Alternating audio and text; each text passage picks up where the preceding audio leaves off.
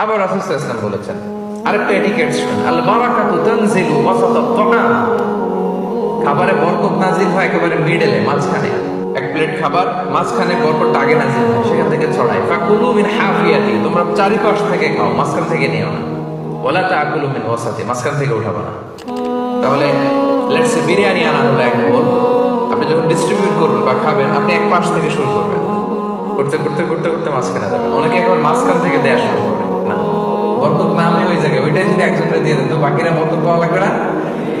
হ্যাঁ, তাহলে বুঝে শোনে না। আচ্ছা, মাশাআল্লাহ, এই তো বুঝতেছি। আরো কি বলেছেন রাসূল সাল্লাল্লাহু আলাইহি ওয়াসাল্লাম, দুআউল ওয়াহিদি ইয়াকফিল ইসনাইন। দেখেন আমাদের ইসলামিক ভ্রাতৃত্ববোধ কত সুন্দর। একজনের খাবার দুইজনের হয়ে যায়, রাসূল সাল্লাল্লাহু আলাইহি ওয়াসাল্লাম বলেছেন।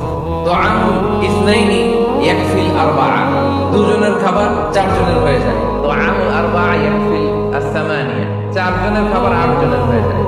এটা আমাদের ভ্রাতৃত্ববোধ। একটা গম্বুজ চাইলে দুজনে খাওয়া যায় না? কথা কোন না কেন? নাসি গোরেং আয়াম, মজা করে খাইয়াম। তো নাসি গোরেং আয়াম নিয়ে আসছেন আপনি এক বক্স, এটা দুজনে মিলে খেলে হবে না? হবে না? এটাই শিখেছে ইসলাম। আনলাম, তুমি একটু আমি একটু ভাগ করে হয়ে গেছে খাবার। দুইজনের খাবার চারজন শেয়ার করা যায়, রাসূল সাল্লাল্লাহু আলাইহি ওয়াসাল্লাম বলেছেন। চারজনের খাবার আটজন শেয়ার করা যায়। আলহামদুলিল্লাহ, মনে কি সুন্দর এটিকেটস তিনি আমাদেরকে শিখিয়েছেন।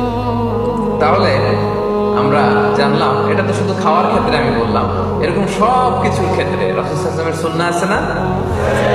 ফলোইং সুন্নাহ, সুন্নাহ মানলেই বরকত নেমে আসবে।